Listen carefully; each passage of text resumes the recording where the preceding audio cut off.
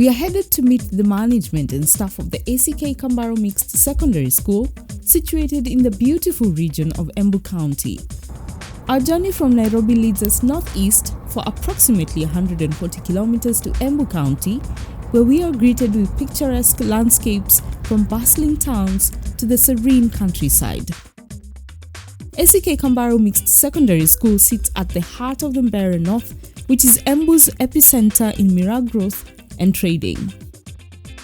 Founded in 2009 as a community initiative, the ACK Kambaru Mixed Day Secondary School's mission was clear: to provide accessible education to the local youth, overcoming geographical barriers and socioeconomic challenges. I'm Jane P.W. Mwangi, principal of ACK Kambaru Secondary School, which is a mixed school. The school has a population of 386 with 201 boys and 185 girls. The school has 6 classes, 1 science lab. We can't even call it a complete science. It's like a science room because it's not well equipped. A kitchen and uncompleted administration block and some 2 semi-permanent classes.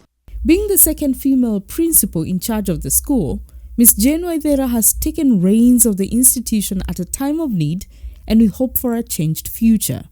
One thing I realized when I came, the students here, as far as their brains are concerned, are very strong. They can easily pursue and do very well.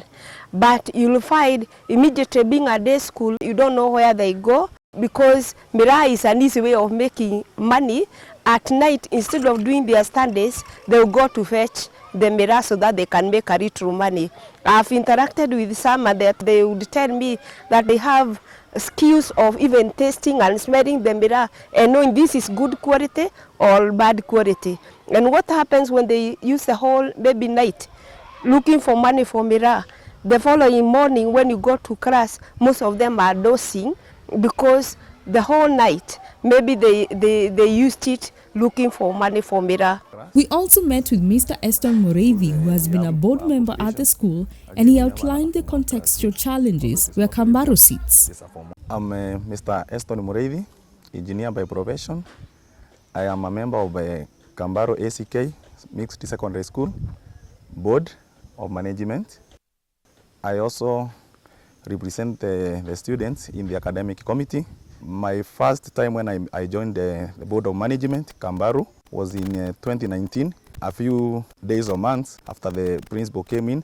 This is a miraa growing zone. We get a big challenge to explain to our parents that it is better you first take your kids to school and acquire that education. Then later you can maybe this kid of yours can get back now to miraa farming if at the end of the day he or she has to do so.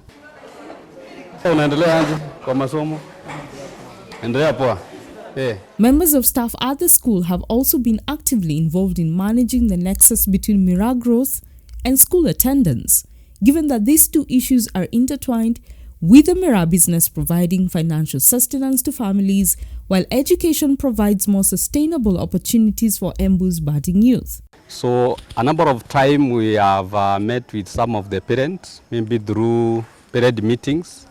We talk to them personally and try to tell them the importance of education and try to make them understand why miraa is not the key as perceived in expense of education.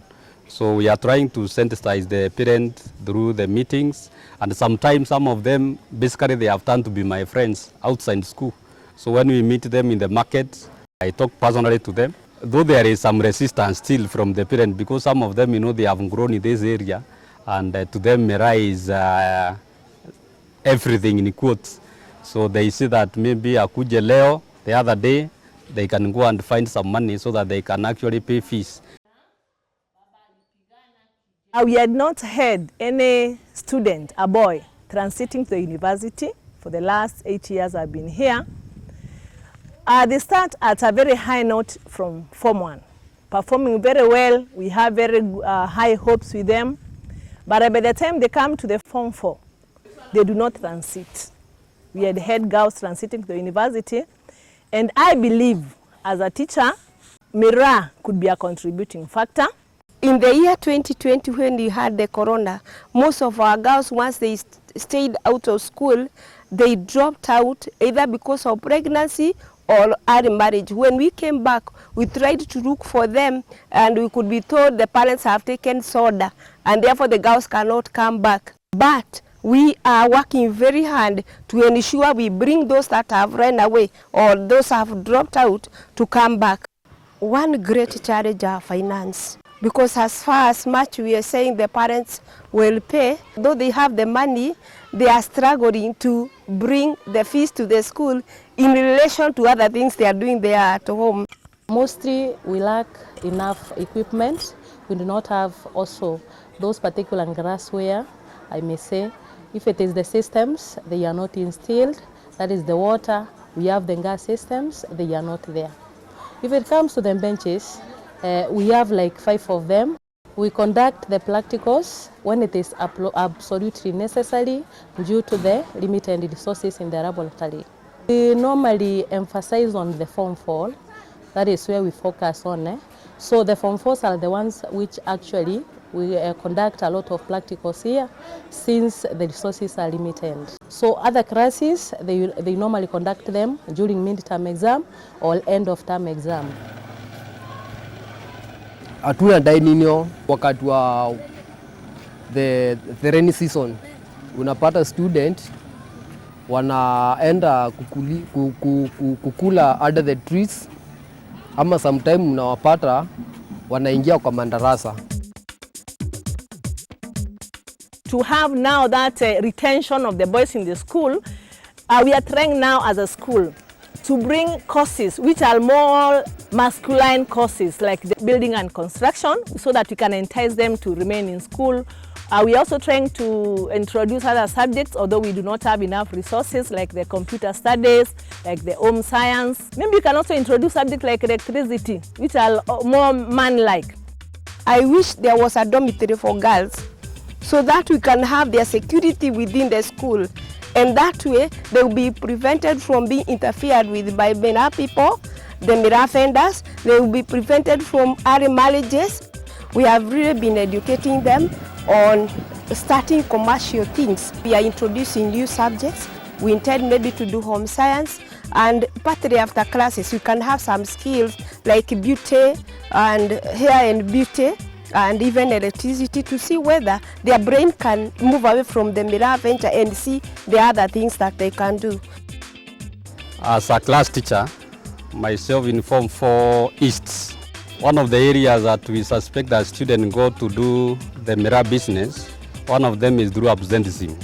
So personally, we have talked to them, and we have agreed that not missing the school, because the moment they miss the school, there is high chances for them to go and do the miraa thing. So 100% school attendance is one of the things that I've personally put in place in one of my classes, where I'm a class teacher from 4 East, and they are doing very well. The management of ACK Mixed Kambaru Secondary School is embarking on the challenge to diversify its learning programs for students by mobilizing funds for the construction of the school's computer laboratory. This is a high priority need at the top of the school's needs. However, there are other needs, including the involvement of smart screens in the classrooms, projectors and computers, 3 laptops, 2 extra classrooms, a home science room, science laboratory upgrading with a gas system and a gas chamber water system, completing the unfinished administration block, completing the fencing, a fully stocked library, and a dining hall or multi-purpose hall that can be used at times like a classroom.